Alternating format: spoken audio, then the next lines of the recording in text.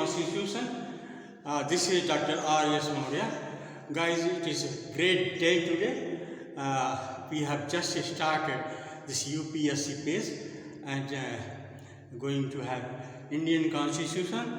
And the first thing that we are going to have is preamble of the Indian Constitution. So let us read it first. So preamble is a very important thing, and it is a gist, and many more things we will know later on, but let us read first. We the people of India, having solemnly resolved to constitute India into sovereign, socialist, secular, democratic republic and secure all citizens justice, social, political and economic, and then liberty of thought, expression, belief, faith and worship, equality of status, of opportunity, and to provide among them all fraternity, assuring the dignity of the individual and unity and integrity of the nation. In our Constituent Assembly, this 26th of November 1949, do hereby adopt, enact and give to ourselves this Constitution.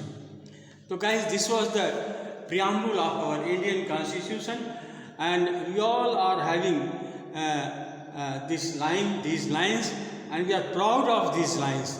So let us discuss and describe what is written there. So point wise, this preamble means introduction. This preamble is the American ideology. In American system, if the great book is there, great chartered rules are there, so preamble is written. So it has been taken from America. This is American ideology that preamble has been given in Indian Constitution. And the way language is used, of course, is Australian. जिस तरह से भाषा का प्रयोग किया गया है वो ऑस्ट्रेलियन है. जैसे we the people of India having solemnly resolved to constitute India into sovereign, socialist, secular, democratic republic. नहीं, तो ये इस तरह का जो है, जो स्टाइल है इसका आपको ऑस्ट्रेलिया से लिया गया है. और ये जो है it passed from the Constituent Assembly 26 November 1949.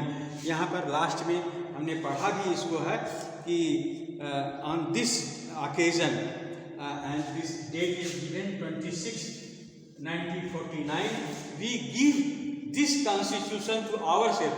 ये कॉन्स्टिट्यूशन को हम अपने को लेते हैं, मतलब हम भारत के लोग अपने को ही लिए बनाए हैं, अपने को दे रहे हैं. तो ये विशेषता है. और फिर इसके बाद जब ये पास हो गया कॉन्स्टिट्यूंट असेंबली से, तो भारत के संविधान में इसको लाया गया, इंडियन कॉन्स्टिट्यूशन को 26 नवंबर 1952. उसमें doctor Radhakrishnan was the of course president and Pandit Jawaharlal Nehru was the first prime minister of India. और Pandit Jawaharlal Nehru was the first mover of this Indian constitution. इसका मतलब है पंडित जवाहर ने पहली बार जिसको फर्स्ट मूवर, जो पहला आदमी है जो रखता है संविधान में किसी की प्रति या किसी कोई ऐसा मेन मकसद रखता है, वो पंडित जवाहरलाल नेहरू थे. He was the first mover in this constitution with this preamble. और इसके sources of the Indian constitution क्या है? तो sources of the Indian constitution है we the people. We the people का मतलब we Indian doesn't mean we Hindu or we Muslim or we, not like this. We Indian means all the people living in India. So this should be very clear. And the sovereignty, ये जो हमारा देश है वो sovereign है। क्या मतलब है कि ये संप्रभुता है, ये पूरी रूप से इंडिपेंडेंट है। और इसके जो आइडियाज है, सोशलिज्म है, इक्वलिटी है, और सबसे बड़ी चीज़ है कि the state has no religion. Hindustan का कोई धर्म नहीं है, किसी धर्म को प्रमोट नहीं करता। बहुत कम लोग जानते हैं कि कॉन्स्टिट्यूशन में जो है लोग हिंदू बोल देते हैं, नहीं, हमारे राष्ट्र का कोई धर्म नहीं है। इस चीज़ को आप ध्यान रखिए। और दूसरी चीज़ है, aim of the constitution is justice. मैंने बताया जस्टिस, और जस्टिस ये रशियन रेवोल्यूशन से आया है। बोल्शेविक रेवोल्यूशन, ये जो रूस की क्रांति पढ़े हैं, तो जस्टिस जो है इसमें आता है जस्टिस। और जो है इसके उद्देश्य में आता है इक्वलिटी। आप देखे होंगे ये इक्वलिटी, फ्रैटर्निटी और लिबर्टी जो है ये आया फ्रांस की क्रांति से। Equality, fraternity and liberty it came from French revolution. और फ्रेंच रिवोल्यूशन से है। और इसका उद्देश्य है इक्वलिटी और डिग्निटी दोनों। इक्वलिटी मतलब बराबरी, सभी आदमी में, सभी मानव जो हिंदुस्तान में रहते हैं, सभी लोग जो हिंदुस्तान में रहते हैं वो बराबर है, इक्वलिटी होना चाहिए सभी माने में। और क्या है डिग्निटी, कि जो as a man, as a human being वो इज्जत से रह सके, अपनी गरिमा प्रतिष्ठा के साथ रह सके। ये उद्देश्य है कॉन्स्टिट्यूशन का, कि हर आदमी को हम समानता दें और उसकी इज्जत करें, रिस्पेक्ट करें। तो इसको हम डिग्निटी कहते हैं। तो गाइस, अच्छा, तो इसका डिग्निटी है। और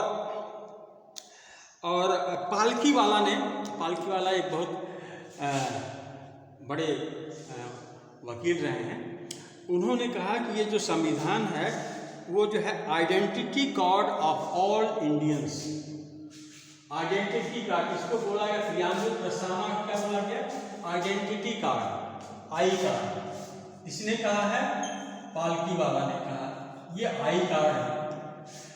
डॉक्टर अंबेडकर ने खुद कहा है आर्टिकल 32 के बारे में कि ये कुंजी है, ये कुंजी है, ये संविधान की कुंजी है। आर्टिकल 32 क्या होता है इसको हम बाद में कहेंगे।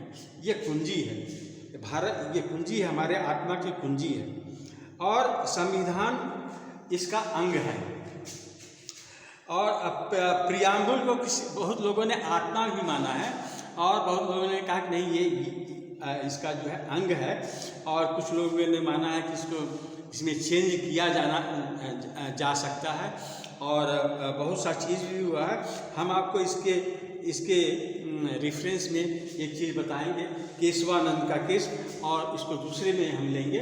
तो guys, today we have started polity, Indian polity of UPSC.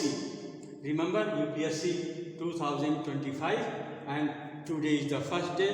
How did you like my class? Please comment, share and like. Thank you so much.